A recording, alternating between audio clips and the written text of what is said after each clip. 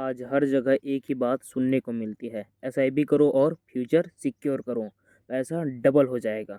लेकिन क्या आपने कभी ये सोचा है कि 5,000 रुपये या 10,000 रुपये की एसआईपी 20 साल बाद असल में कितनी वैल्यू रखेगी? सच ये है कि ज़्यादा लोग सिर्फ बड़े नंबर्स दिखाते हैं, लेकिन महंगाई, इन्फ्लेशन और चार्जेस के बारे में कोई नहीं बताता। आज इस वीडियो में हम एसआईपी का रियल सच समझेंगे, बिना एजेंट वाली बातों के, बिना झूठे सपनों के। आप एंड तक वीडियो देखिए, क्योंकि ये वीडियो आपकी फ्यूचर के डिसीजन चेंज कर सकती है। बहुत से लोग एसआईपी शुरू करते हैं और 2-3 साल बाद बोल देते हैं कुछ फ़ायदा नहीं हो रहा, पर यही सबसे बड़ी गलती होती है। एसआईपी का रिजल्ट तुरंत नहीं दिखता, क्योंकि एसआईपी में आप पैसा थोड़ा थोड़ा करके इन्वेस्ट करते हो।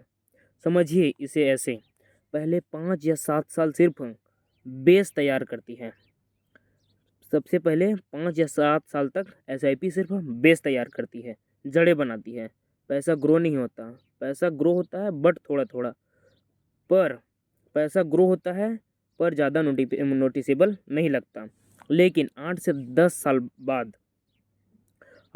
साल के बाद कंपाउंडिंग का रियल पावर शुरू होता है। इसलिए एसआईपी का एक ही रूल याद रखिए, 10 साल से कम का प्लान एसआईपी का फुल फायदा नहीं।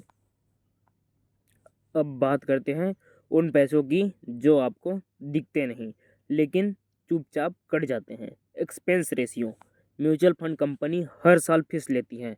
अगर आप रेगुलर प्लान में हो तो 1 या 2% एक्स्ट्रा चार्ज देने होते हैं, मतलब 1 या 2% एक्स्ट्रा चार्ज देते हों। सुनने में छोटा लगता है, लेकिन 20 साल में ये लाखों लाखों का डिफरेंस देता है, लाख्स का डिफरेंस देता है। इसलिए डायरेक्ट प्लान ज़्यादा बेटर होता है। Exit load. अगर आप 1 साल के अंदर पैसा निकालते हो तो कंपनी पेनल्टी लगाती है। हर एसआईपी इंस्टॉलमेंट का अपना एक साल होता है, इसलिए एसआईपी को इमरजेंसी फंड मत समझिए। अब सबसे इम्पोर्टेंट पॉइंट, महंगाई। मान लीजिए 20 साल बाद आपके पास 1 करोड़ हो गया, आप खुश हो जाओगे। लेकिन सच ये है, आज जो चीज़ 50 लाख रुपए की है, वही चीज़ 20 साल बाद 1.5 करोड़ से ज़्यादा की हो सकती है। मतलब फ्यूचर का 1 करोड़ आज के सिर्फ 30 से 35 लाख रुपए जैसा होगा।